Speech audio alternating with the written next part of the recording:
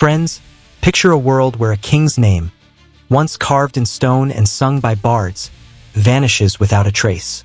Not because he was weak, but because someone or something wanted him forgotten. Why? Thinking face behind his reign lies a bloody war fought in the shadows and a secret so dark it still sends shivers down the spine. This is the tale of the forgotten king, his hidden war, and a truth so terrifying that history itself buried it.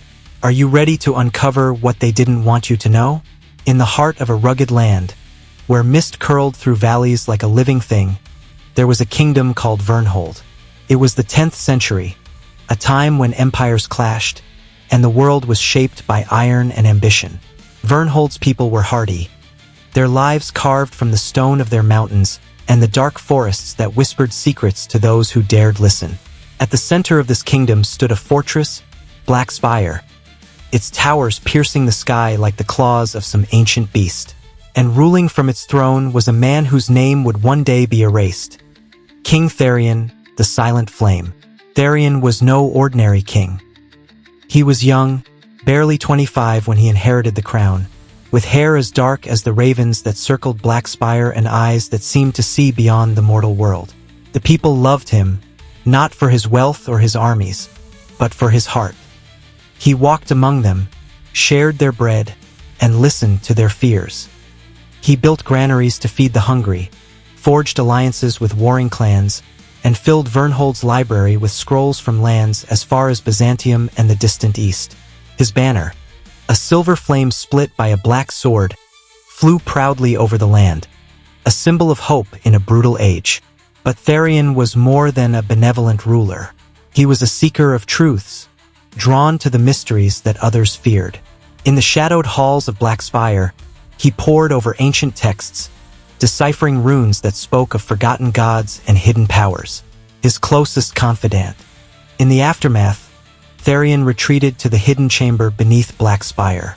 The obsidian shard was waiting, its light pulsing like a dying star.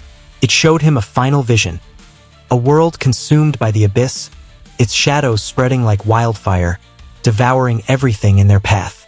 The shard revealed its true nature, an ancient entity, older than the gods, imprisoned by Vernhold's first kings.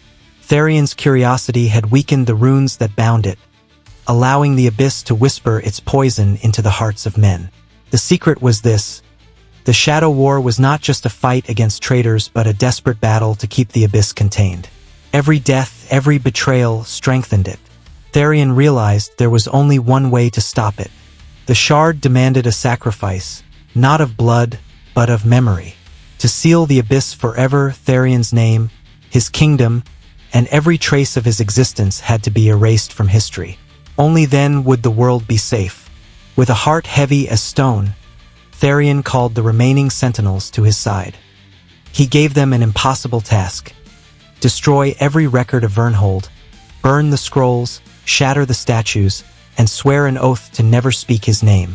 He sent riders to neighboring kingdoms, begging them to strike Vernhold from their chronicles. The sentinels, their faces streaked with tears, obeyed. They set fire to the royal library, toppled Black Spire's banners, and vanished into the night, carrying their king's final command. Tharion himself walked into the forest, the obsidian shard in his hand. Some say he entered the chamber and sealed himself with the abyss, binding his soul to keep it caged. Others believe he wandered the world, a nameless exile, haunted by the weight of his choice. Whatever the truth, he was never seen again. By the dawn of the 11th century, Vernhold was a memory. Black Spire crumbled into ruin, its stones swallowed by vines. The people who remained spoke of a cursed king, but his name was lost, replaced by whispers of the